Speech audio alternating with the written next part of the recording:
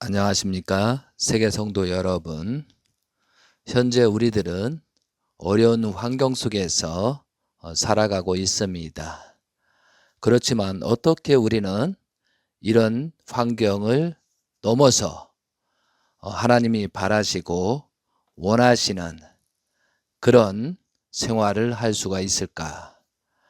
그러면서 이 시점에 우리는 어떠한 자세로 새롭게 출발해야 될 것이냐, 이제 그런 고민 속에서 영계의 실상과 지상 생활이라는 이상원 선생님의 영계 메시지를 접하게 되었습니다. 이 영계 메시지를 통해서 우리는 어떻게 출발할 것이냐, 또한 이 말씀을 통해서 여러 가지 내용을 중심 삼고 우리가 이러한 것을 고쳤을 때 현실을 타개해 나갈 수 있겠다라고 생각해서 여러분께 말씀을 전하고 있습니다. 이 시간의 말씀의 제목은 영계의 실상과 지상생활이라는 책자의 내용 중에 지상인을 통한 영인들의 부활입니다.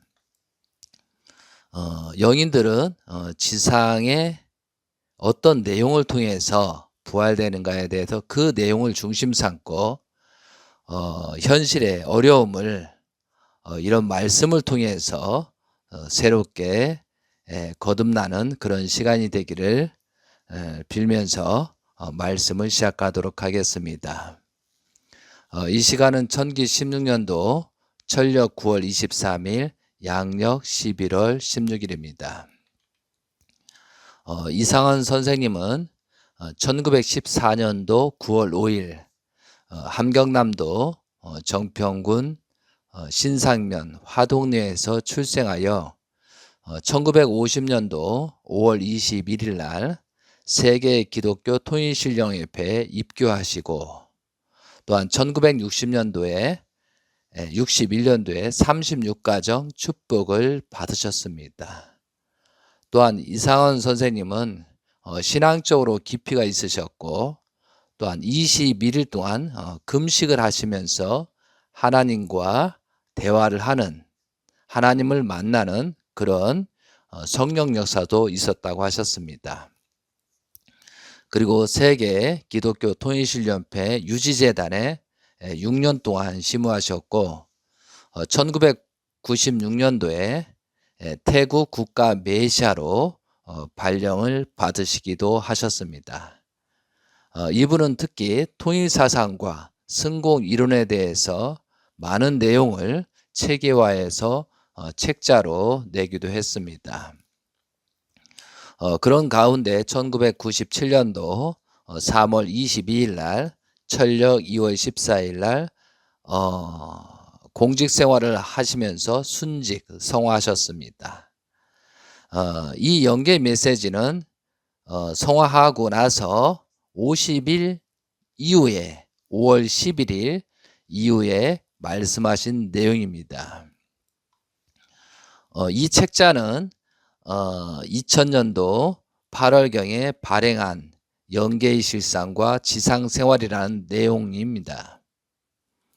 그래서 이 내용을 보면 1997년도 중반기부터 2000년도 중반기까지 약 3년 동안 3년 기간 동안 영계에서 이상원 선생님이 본 영계의 실상에 대한 내용을 지상의 김영순 여사를 통해서 전달해 준 생생한 메시지입니다. 이상원 선생님이 영계의 실상을 보내는 근본 목적은 첫 번째는 지상에 살고 있는 모든 지성인들의 궁금증을 풀어주기 위해서, 또한 두 번째로 우리 식구들의 지상의 삶을 돕고 싶어서라고 합니다. 세 번째는 참 부모님의 어려움을 여겨서 조금이나마 드리고 싶어서 그리고 먼저 온 죄책감 때문이라고 합니다. 그래서 이런 영계의 메시지를 통해서 우리는 지상생활을 어떻게 할 것이냐. 이 시간 말씀 제목의 지상인을 통한 영인들의 부활입니다. 자, 영계의 실상과 지상생활 50페이지에서 53페이지에 나오는 영계에서 본 천국과 지옥입니다. 천국은 마음을 놓고 다니는 자유가 있지만 지옥은 자기 뜻대로 되는 것이 하나도 없는 곳이다. 마음대로 안 되니까 남의 것을 빼앗아가고 훔쳐 먹는다. 지옥이란 인간 세상에서 생각하는 것보다 훨씬 상상하기 힘든 곳이다. 사랑 하나면 완벽하게 그 뜻을 안다면 지상에는 싸움도 고난도 없을 텐데 사랑이란 글귀는 완벽하게 해석하는 이가 없더라. 이것이 사랑이다. 천국과 지옥의 개념.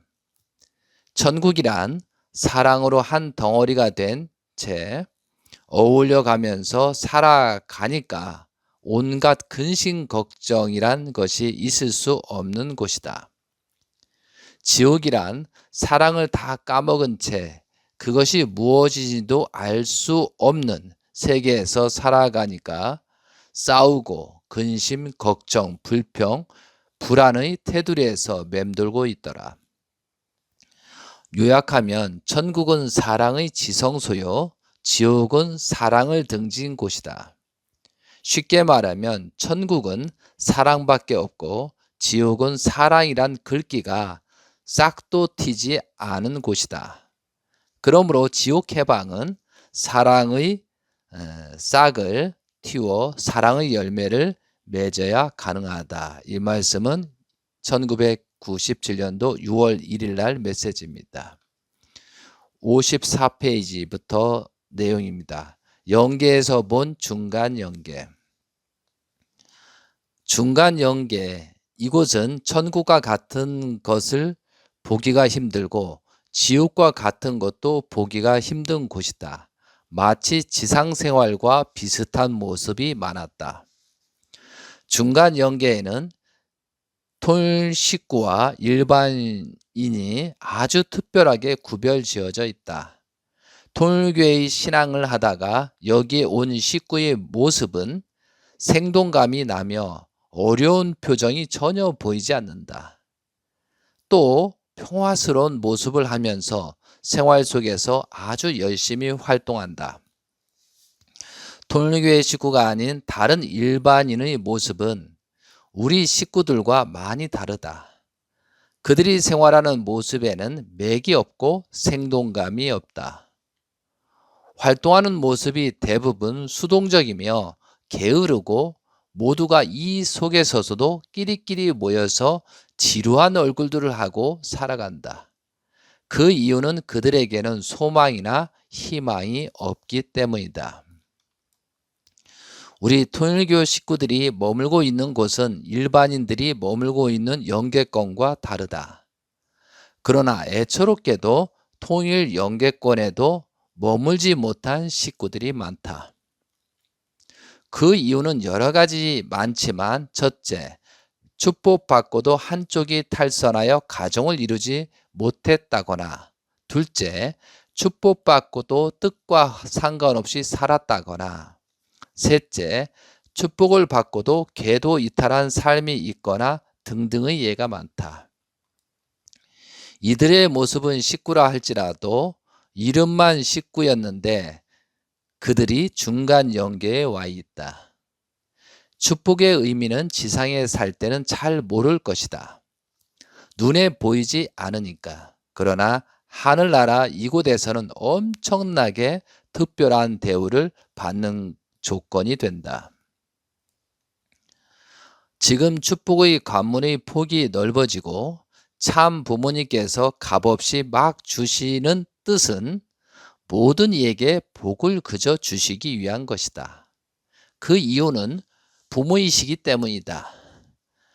참 부모님의 지상 생활은 많은 자식들에게 복을 내려 주시는 기간이다.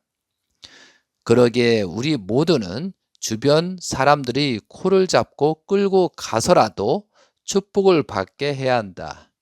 이것이 그들에게 복을 주는 길이다. 58페이지부터입니다. 육신의 생명이 끝난 이후 적어도 40일이 지나야 완전한 영계인이 된다. 그 사람은 40일 동안 지상과 영계를 왕래하면서 자기의 처소를 정한다. 정하는 데 있어서 하나님은 개입하지 않는다. 자기의 조상들이 협조하긴 하지만 조상들도 100% 협조하지 못한다. 마치 바람이 불면 바람결에 움직여 가듯이 자기 처소는 자기 스스로 찾아간다. 아무도 심판하지 않는다. 부분마다 심판의 자리가 다르다. 자기 처소에 가서 자리 잡으면 누가 시키지도 않았는데도 자연적으로 자기의 인도자가 나타나 자기를 인도한다. 60페이지부터 62페이지입니다. 통일 식구의 위치는 타 종교인들과 어떻게 다른가?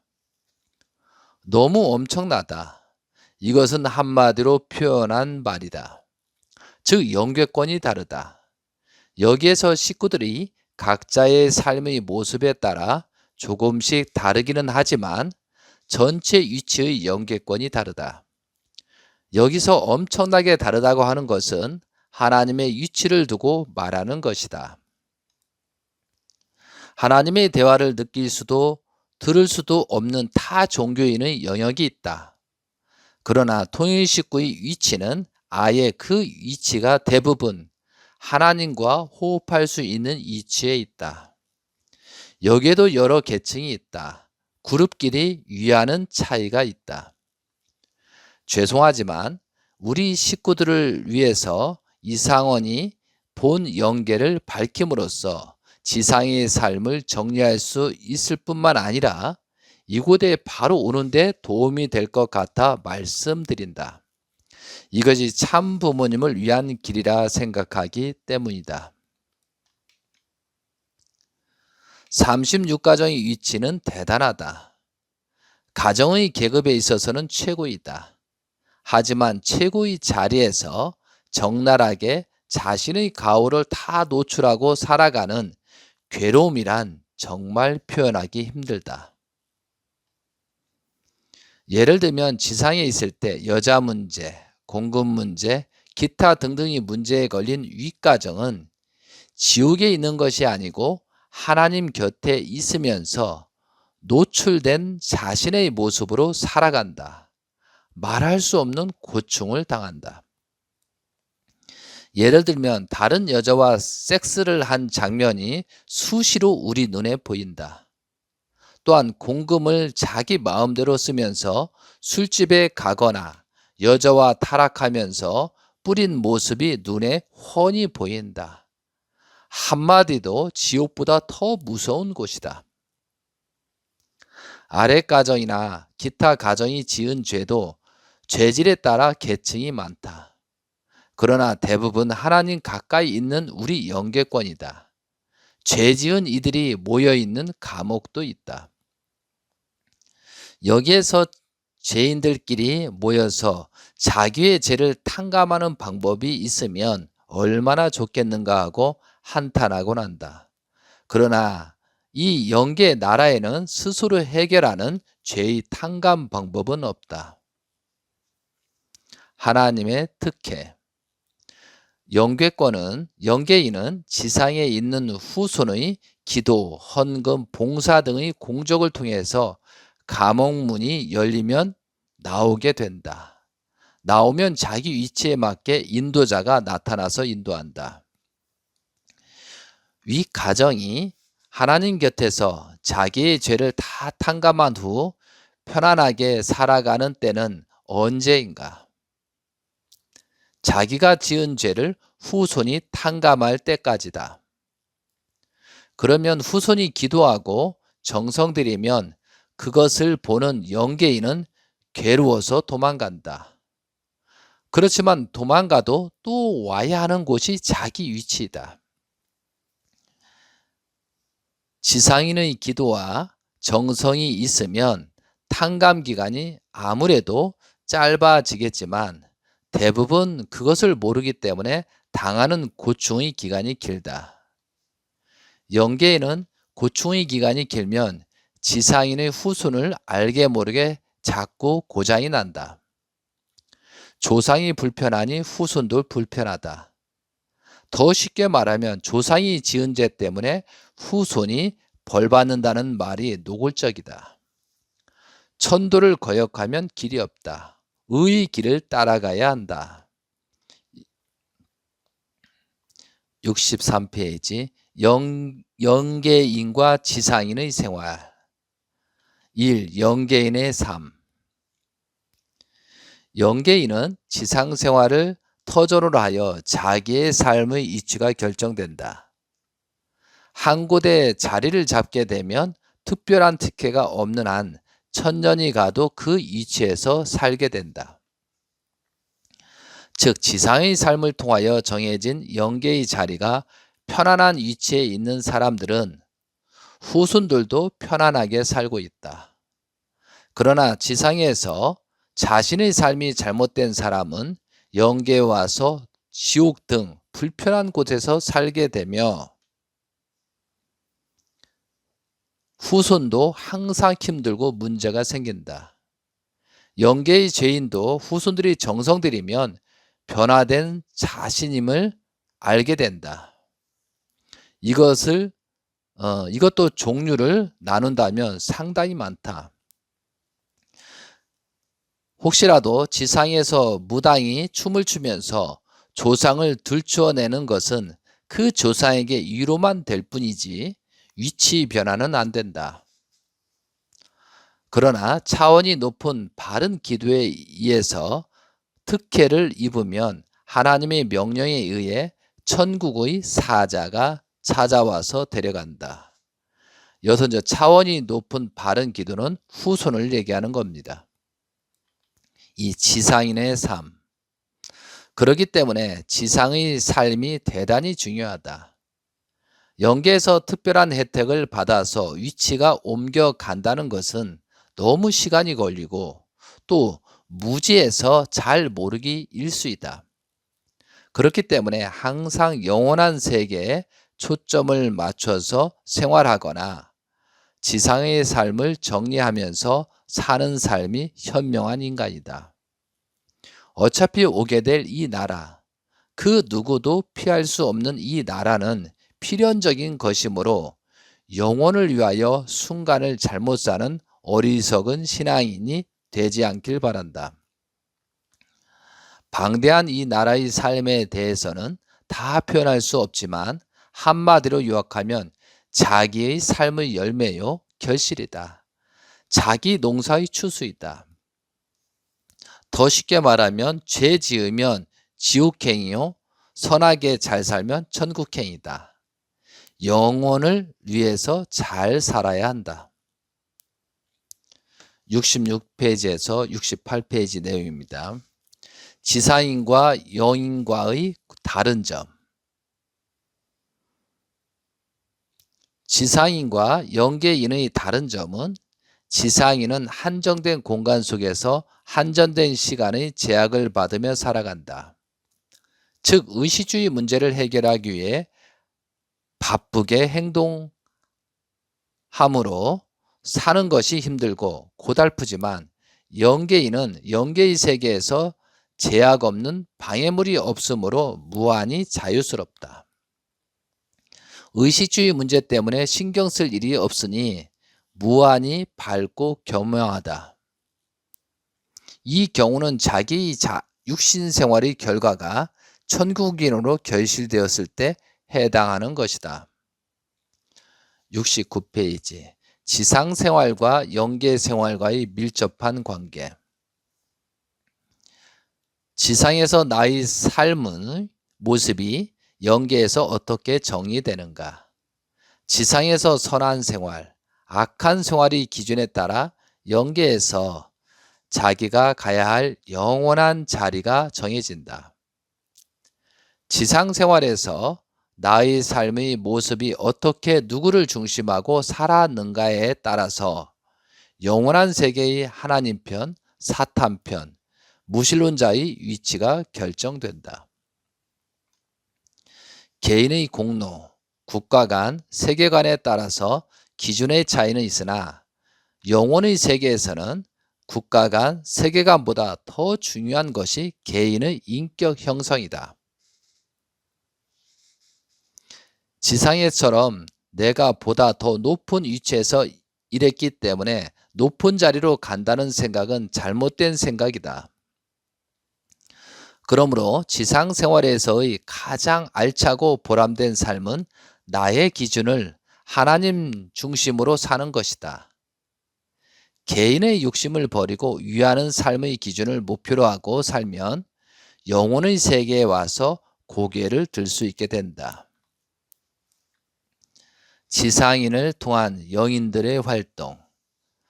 이 내용은 78에서 81페이지 내용입니다. 1. 지상인에 대한 영인들의 협조. 영계에 있는 영인들은 지상인의 협조 없이는 자기들의 위치에서 발전하지 못한다. 즉 영인들은 지상에 있을 때의 자기 삶의 기준을 가지고 영계에서 영원히 산다. 따라서 영인들은 지상에 있을 때 지은 죄를 벗지 못하면 영계에서 그 형벌을 영원히 받고 살아가게 되어 있다. 영인들 중에는 지상에서의 자신의 삶의 모습을 숨기려고 노력하지만 노력한다고 숨겨지는 것이 절대 아니다. 또 영인들은 지상 생활을 청산하려고 하지만 그것도 또한 마음대로 안 된다. 많은 영인들은 현재보다 더 나은 삶을 살려고 애쓰지만 그것 또한 원하는 대로 안 된다. 영인들은 지상을 그리워하며 지은 죄를 벗기 위하여 별난 짓을 다 한다. 해도 한 번 입력된 것은 지워지지 않는다. 영인들은 모두가 하나같이 지상에서 죄 지은 행동을 감추거나 지우기를 원한다. 남에게 보이는 것을 창피해하는 것이 공통적인 행동이지만 그것을 지우고 감추기 위해 애쓰고 노력하는 것까지도 눈에 보이니까 더욱 처참하다. 영인들은 현재의 자기 위치에서 해방받으려면 지상인을 통하지 않고는 고통을 면할 수 없다. 또 지은 죄를 벗을 수도 없기 때문에 자기가 살던 처소로 꼭 찾아간다. 자기의 혈육이나 관계되는 이에게 찾아가서 계속 신호를 보낸다. 그러나 지상인이 모르기 때문에 가정에 환자가 생기거나 재난이 닥쳐오고 교통사고가 생기는 이변이 일어난다. 모처럼 그 원인을 알게 된 후손들이 기도하거나 그를 위해서 물질을 사용하면 그 공로의 혜택을 입어서 자기 처소에서 조금 승진하게 된다. 그런데 그것을 전혀 알지 못하면 계속 사고가 나고 죽고 또 사건이 터지면서 문제가 많아진다.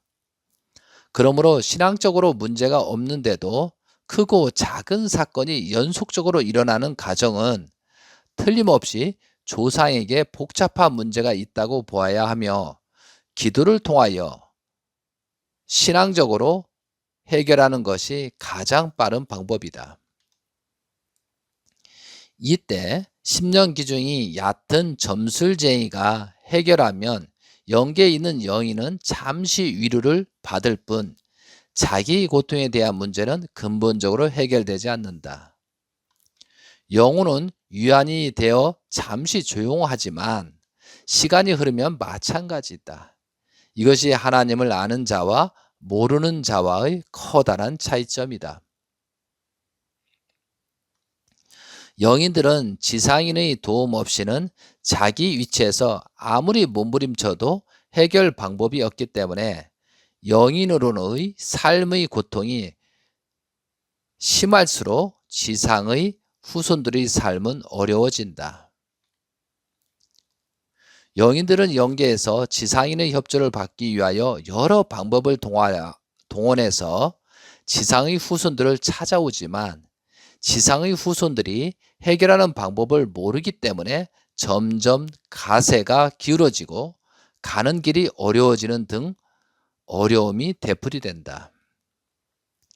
지상인의 도움으로 승진하는 영인들은 현재의 자기 위치에서 더 나은 위치로 옮겨가므로 자기의 삶이 편해지면 지상에 있는 후손의 삶 또한 평화스러워진다.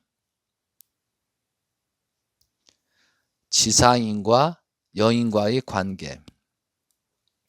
지상인과 영인의 관계는 마치 바늘과 실의 관계와 같다.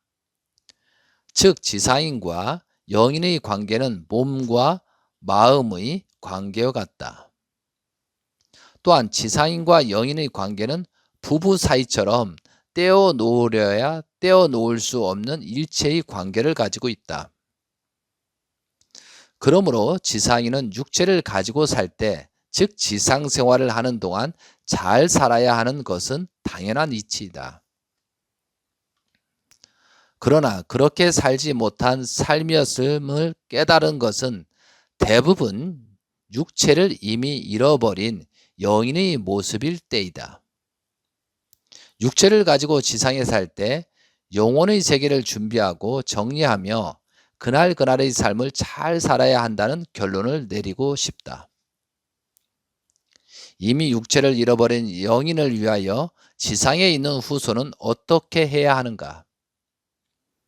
지상에서 영인을 위하여 기도해 줘야 영계에 있는 조상의 위치가 편안해진다.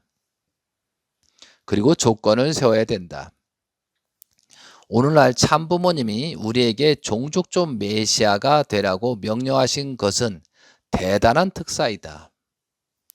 나의 이름으로 내 조상들에게 기도하여 구해낼 수 있다는 것은 대단한 은사요 특사이다.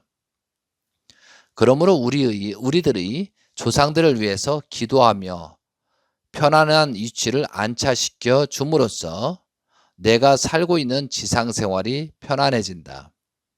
그러므로 내 조상들의 구원은 내가 하는 것이 마땅하다. 우리는 육체를 가진 자로서 지상 생활을 잘 마무리해야 한다.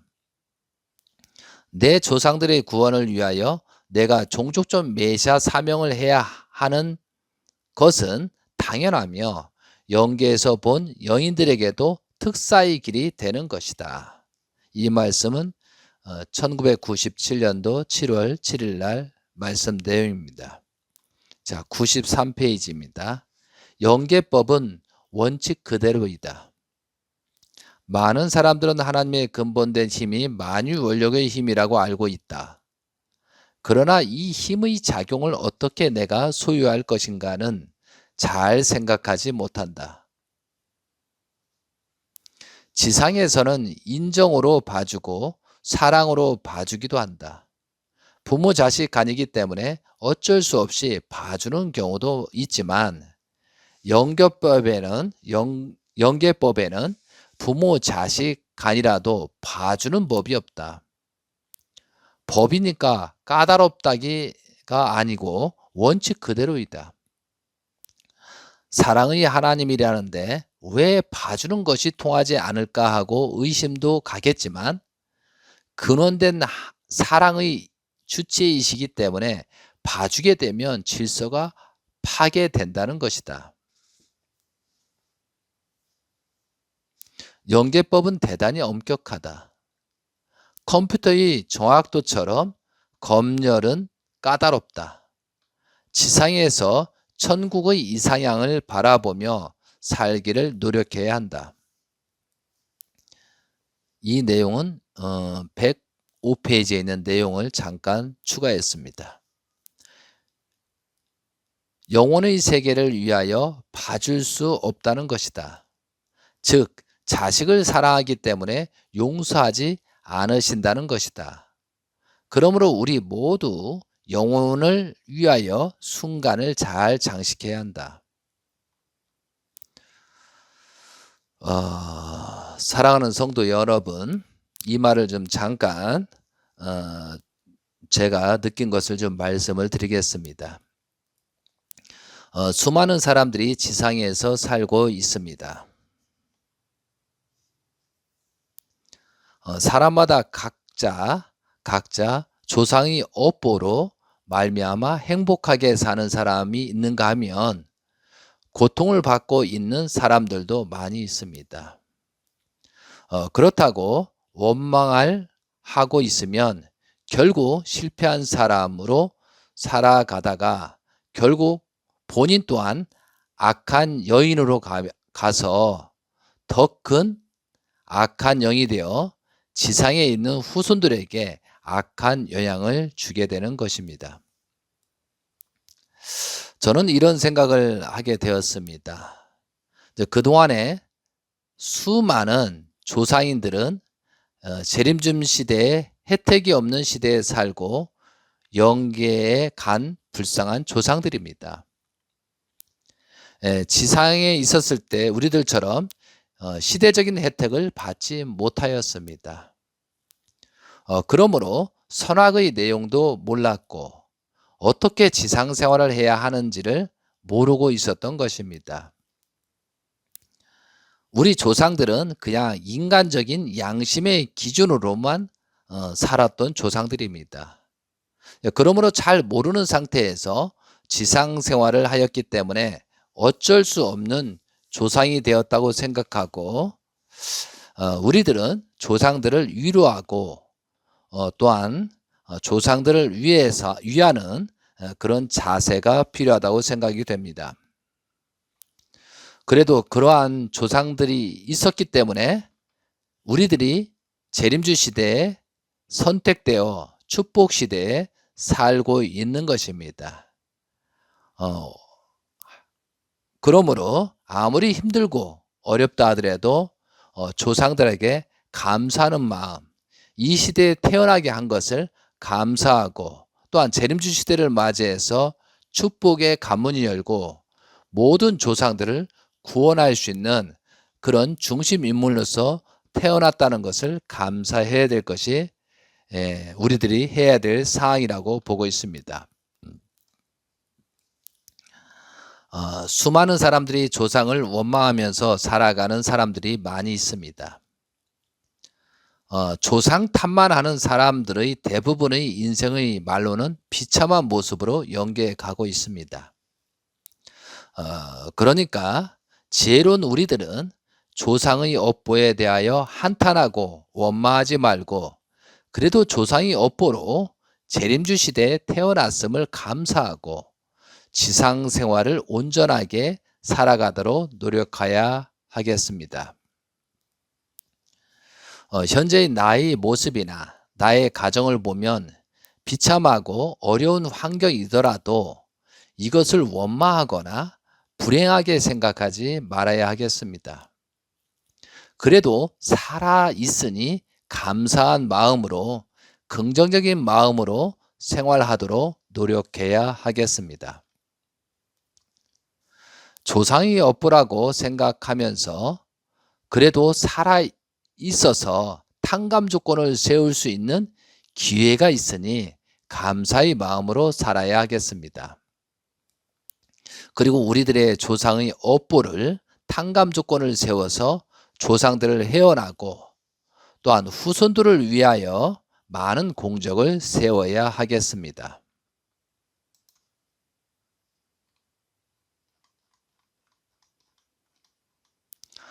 저는 이렇게 생각하고 살아가려고 노력하고 있습니다.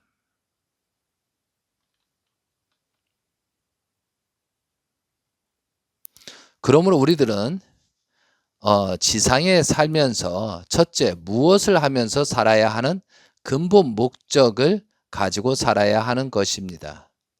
나부터 잘하면 다 잘되게 되는 것입니다. 나부터 잘하고 나서 남을 보아야 합니다. 세상이 어떠한 현상이 생기든 내가 변하지 않으면 결국 망하는 것입니다. 그래서 재림 예수님께서는 천주주간 바라기 전에 자아주간 완성하라는 그런 말씀을 강조하셨던 것입니다. 이 말씀을 듣고 있는 성도님들은 지혜로운 삶을 살아가시길 바랍니다. 현재 여러 가지 현상들이 세상에서 발생하고 있습니다. 그럼 현재 여러 가지 현상들이 발생하는 것은 나쁜 사람들이 많아진 결과체입니다. 그러므로 누구를 원망하는 것보다 나부터 거듭난 생활을 시작하는 것이 가장 현명한 사람입니다. 나쁜 사람이 많이 모여있기 때문에 그런 일이 생기는 것입니다. 그렇기 때문에 나 자신도 그 울타리에 들어가면 안 된다는 것이죠. 그럼 나부터 변하고 나부터 실천하는 그런 모습이 그런 사람이 한 사람 두 사람 많아졌을 때 분명히 이 현재의 어려움을 헤쳐나갈 수 있다고 보는 것입니다. 이것이 진리라고 보고 있습니다. 이어서 말씀 봉독하겠습니다. 타락성과 중생 96에서 98페이지 내용입니다. 타락성. 타락성이란 하나님이 본래 원하시는 원리 궤도에서 탈선한 심적 상태를 말한다.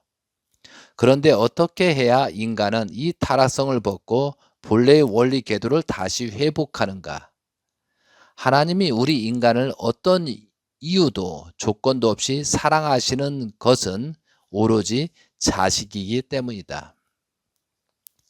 인간이 본래 하나님이 원하시는 바의 궤도에서 탈선했다면 본래대로 다시 돌아감으로써 자식의 입장으로 찾아가야 한다. 따라서 본연의 입장을 되찾기 위해서는 어떤 조건이 없이는 안 된다. 인간은 하나님의 자녀로 지음 받았으나 본 궤도에서 이탈함으로 말미암아 또 하나의 주인을 섬기게 되었다.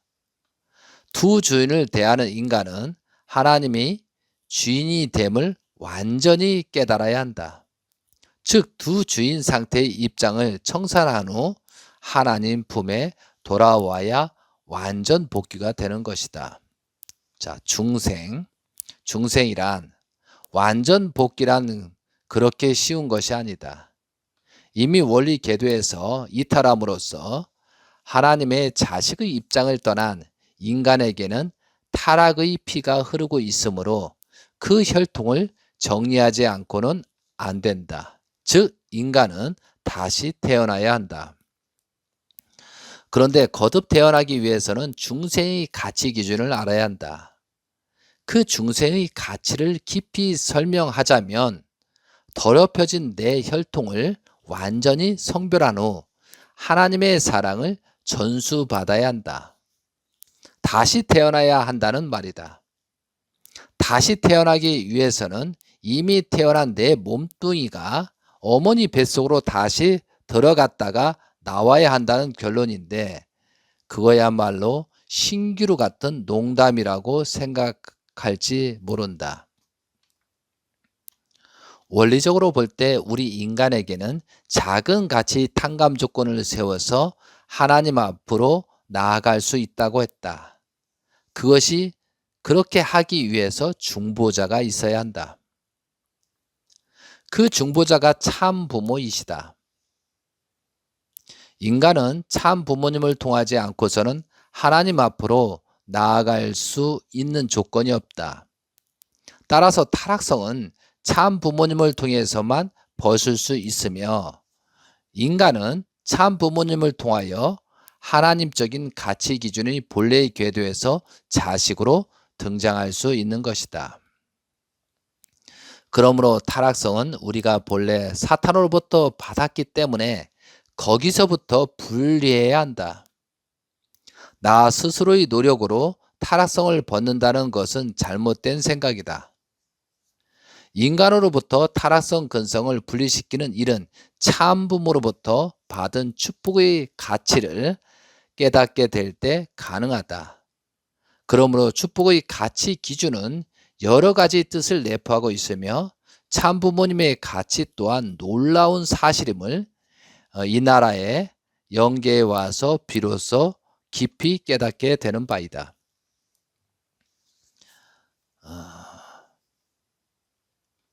이 내용을 보면서 잠깐 말씀을 드리겠습니다. 참 부모님의 가치와 우리들은 3대 왕권의 혈통의 가치를 우리는 알아야 하겠습니다. 참 혈통을 중심 축이 있어야만 세상 사람들을 축복을 통하여 중생 구원시킬 수 있는 것입니다. 그러므로 참 부모님께서는 대신자를 세우신 근본 목적이 여기에 있는 것입니다. 참된 혈통이 없다면 하나님의 구원 섭리는 끊어지거나 다시 수천만 년이 탕감 조건을 세워서 탕감 복귀 섭리가 지나서 다시 시작될 것입니다. 자, 이 말은 어떻게 보면 참으로 무섭고 두려운 말입니다. 그러므로 사탄들은 재림 예수님을 성화 이후에 참 혈통을 공격하여 죽이려 하는 것입니다. 그것이 사탄들의 최종 목표이기 때문입니다.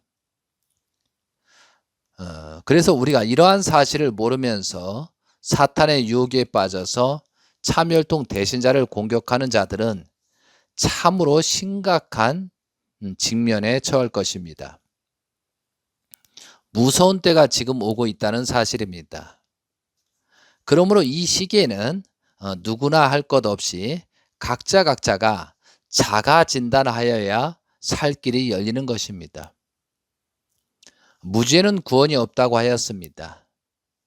복귀 섭리를 알아야만 삶의 지혜를 얻고 온전한 길을 갈 수 있는 것입니다. 사랑하는 성도 여러분, 특히 통일가의 식구 여러분, 2012년도에 재림 예수님 성화하신 이후 그때부터 12년이 지났습니다. 그리고 13년째는 2015년도이고 14년째는 2026년도이고 또한 15년째는 2027년도입니다.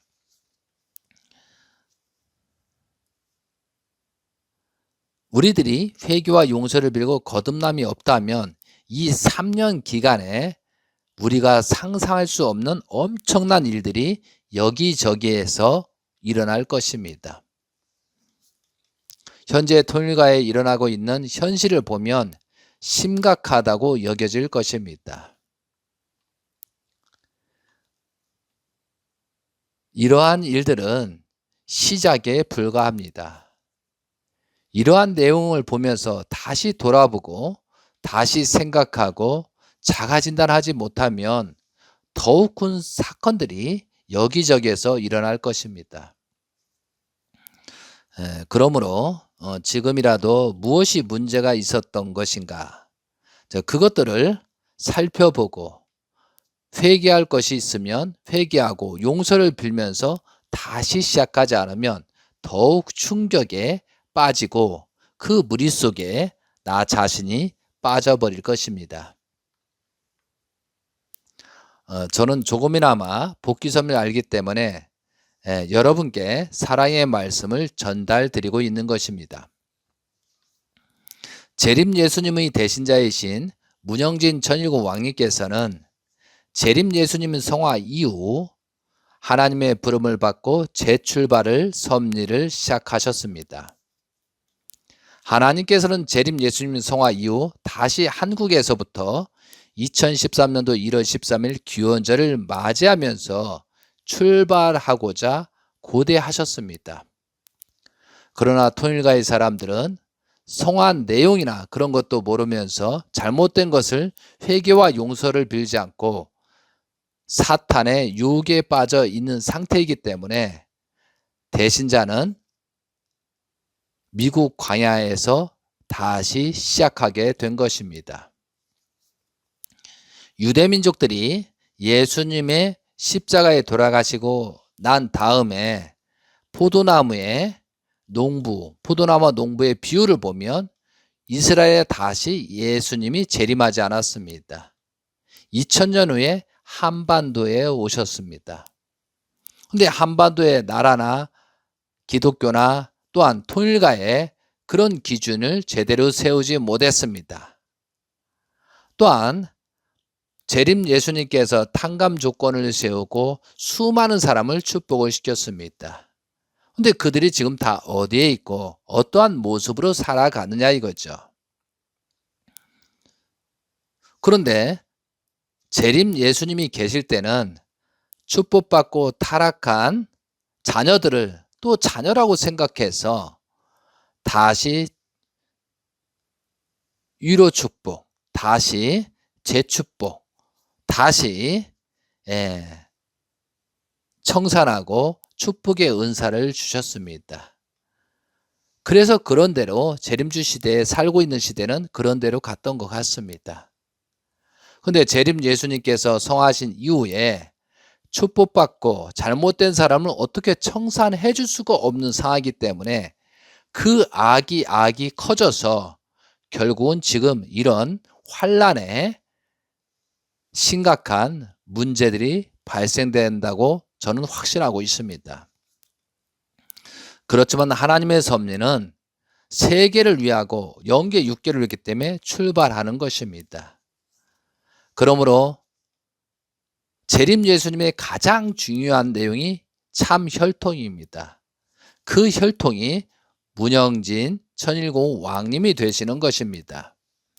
그래서 하나님의 말씀에 따라서 문영진 천일공 왕님께서는 2013년도부터 2022년도 8년 기간 80년 탕감 조건을 세우고 종적인 8단계 완성을 하셨습니다.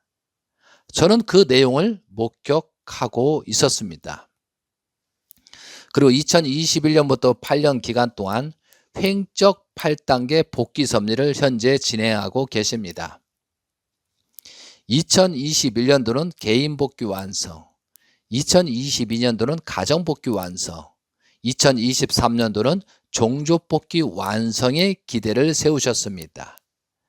그리고 2024년도는 민족 복귀 완성의 그 기대터 위에 2025년도 국가 복귀를 위해서 미국에 가셔서 트럼프를 당선시키는데 지대한 역할을 하고 하나님이 트럼프를 통해서 역사할 수 있게끔 그런 조건을 사생결단 전력투구에서 작년에 선거운동과 그런 정성의 조건을 세웠습니다. 저는 그 당시에 미국에 있었기 때문에 그것을 직접 목격했습니다. 그래서 2025년도 현재 국가복귀 완성의 복귀 섭리를 진행하고 계십니다. 그래서 미국을 복귀하기 위하여 트럼프 대통령을 당선시키신 것입니다. 2026년도는 세계 복귀 섭리 기간입니다. 그러므로 대만 또한 태국 여러 나라들을 복귀의 정성의 조건을 세우고 있습니다. 그래서 북한 해방을 위해서 먼저 대만 해방, 또한 중국 해방, 또한 미국도 해방해야 되죠. 그런 조건을 지금 정성과 실체적으로 기대를 세우고 있습니다. 이러한 내용들을 여러분이 궁금하시면 찾아오시거나 연락을 주시면 정확하게 거짓 없이 진실을 말씀을 드릴 것입니다. 2020년도 내년은 세계 복귀 섭리 기간입니다. 그러므로 아마 북한의 문이 열리기 시작할 것입니다. 북한은 재림 예수님이 처음에 태어나셨지만 그들이 그 기대를 세우지 못함으로 말미암아 결국 재출발해서 남하를 1950년도 남하를 하셨습니다. 그 이후에 한국은 70여 년 동안 엄청 잘 살았지만 북한은 70여 년 동안 엄청난 고난받고 세상에서 가장 힘들고 어려운 그런 환경에서 탕감 조건을 세웠던 것입니다. 이제는 70여 년이 넘었기 때문에 이제 본격적으로 북한이 열리는 때가 됐다는 것이죠. 자기들도 알게 모르게 탕감 조건을 세운 것입니다. 한국의 재림주가 오시기 위해서 일제 40년이라는 그런 탕감 조건을 세운 것도 마찬가지로 이제 북한이 하나님이 역사하기 시작할 때가 본격적으로 진행됐다는 것을 저는 복귀 섭리를 알기 때문에 말씀을 드리는 것입니다. 그리고 2027년도는 천주 복귀 섭리 기간이고 2028년도는 하나님 자리 복귀 섭리 기간입니다. 그러므로 2025, 26, 27은 이 4년이라는 기간은 어떻게 보면 총체적인 난국입니다. 그러니까 통일가에 있든 가정연합에 있든 어디 있든 간에 어떤 통일교 울타리에 재림주가 있었던 것도 아니고 참된 혈통 대신자가 여기서 생활하는 것도 아닙니다. 세계를 놓고 우주를 놓고 전체를 놓고 섭리를 진행하고 있습니다. 통일교의 울타리 안에 참된 혈통이 여기서 역사하는 것이 아닙니다. 세계 전체를 위해서. 그러면 하나님이 바라볼 때 어디를 선택하고 갈 것이냐? 하나님이 바라볼 때 어떻게 섭리할 것인가? 여러분이 하나님이라면 어떻게 하시겠습니까?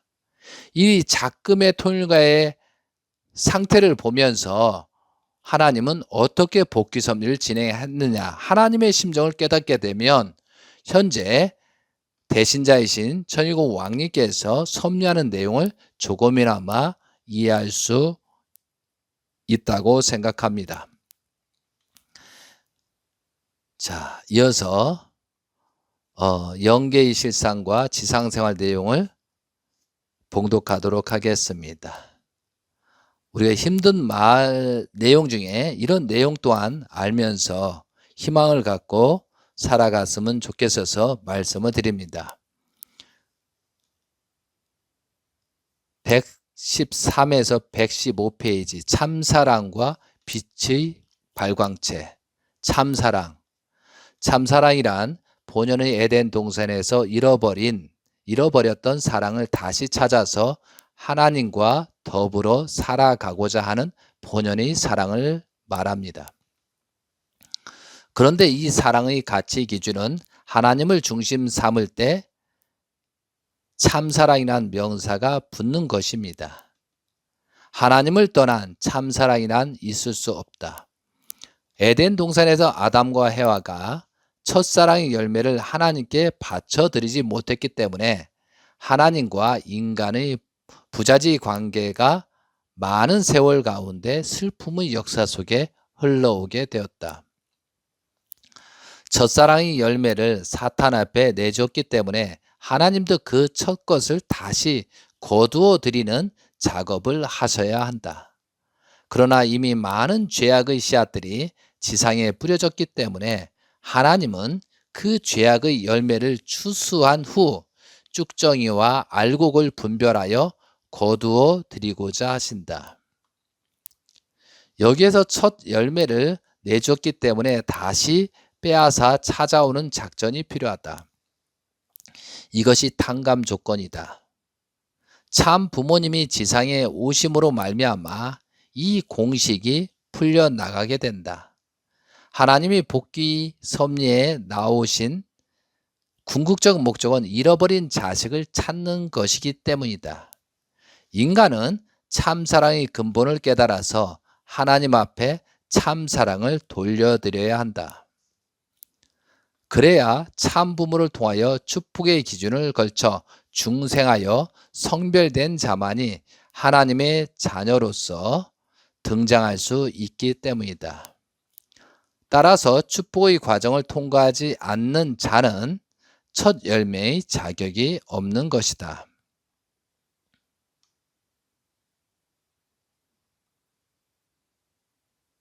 하나님 앞에 본연의 사랑, 참사랑으로 인도되어 나아가려면 참 부모님부터 축복받는 부부가 사랑을 통해 축복 가정을 이루고 자녀를 번식하여 사회기대를 이루어야 한다. 참사랑이란 하나님을 중심하고 부부가 하나 되고 부모와 자녀가 서로 사랑으로 하나 될 때 모습을 말한다.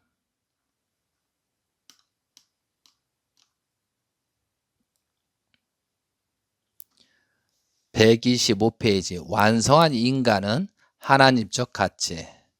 완성한 인간은 하나님의 상속자.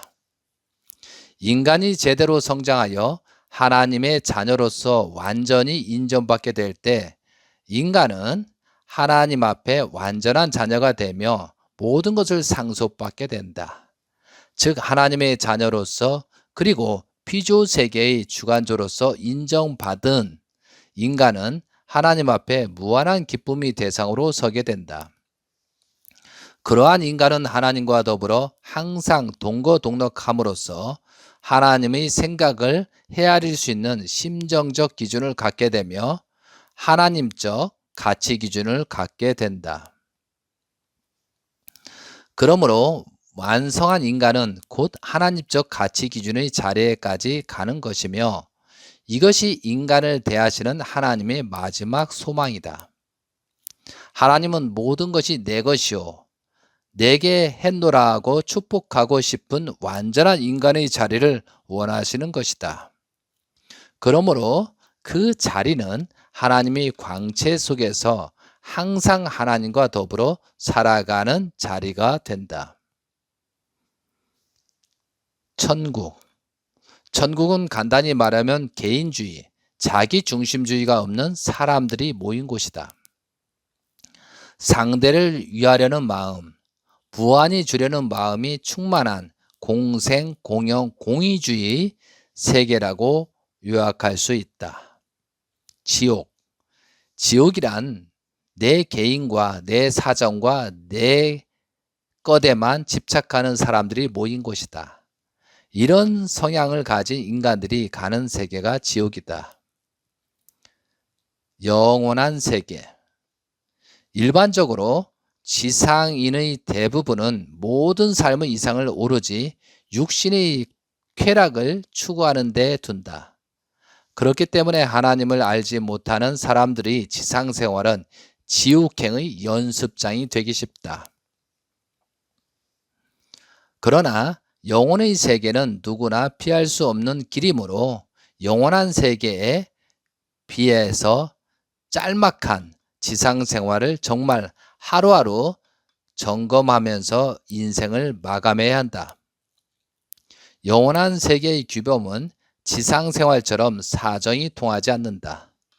사정이라는 것이 전혀 없다. 이상원이 지상인에게 돕고 싶은 내용은 이런 사실들 전달하는 것이고 이것이 최고의 선물이라 생각한다.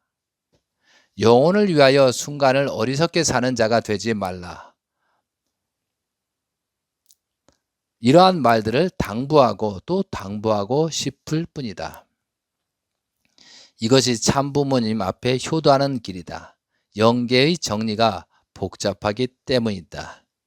1997년도 8월 9일 날 이상원 선생님의 영계 메시지입니다. 사랑하는 성도 여러분, 현재 지금 어려운 상황이 처해져 있습니다. 그런데 왜 이렇게 됐느냐? 온전한 사람이 없고 잘못된 사람이 많기 때문에 이런 결론이 생긴 것입니다. 그러므로 나부터 거듭나야 되겠습니다. 이제 새로운 희망을 갖고 나부터 변하지 않으면 아무것도 되는 것이 없을 것입니다. 남을 비난하는 자는 그런 사람의 말을 들을 필요가 없습니다. 우리는 무엇을 할 것이냐, 그 대안을 가지고 출발해야 됩니다. 지금 심각한 입장이 생기는 그 결론이 재림 예수님을 통해서 온전한 축복을 받았으며 온전한 가정들이 없기 때문에 사탄들이 역사하는 그런 잘못된 축복 가정들이 많기 때문에 이런 일들이 벌어지고 있는 것입니다. 그래서 우리들은 지금이라도 나 자신을 돌아보면서 회개와 용서를 빌고 가야 될 것입니다. 수많은 사람들이 조상들이 영계에 있습니다.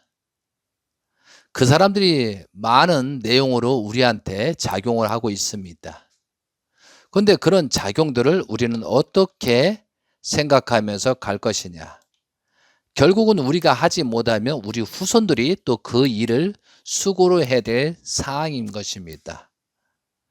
그래서 우리들은 영인들의 부활을 어떻게 되는가 이 시간에 확실히 알고 지상인의 어떠한 모습, 우리들이 어떠한 모습을 할 것이냐, 우리들이 어떠한 모습으로 다시 한번 어떠한 방법으로 살 것인가 깊이 생각하면서 살아가는 우리들이 돼야 되겠습니다. 한 사람씩 한 사람씩 온전하고 또한 하나님이 원하시고 또 바라시는 그런 내용들을 가지고 우리는 실천 궁행해야 되겠습니다. 그러면 희망이 있는 것입니다.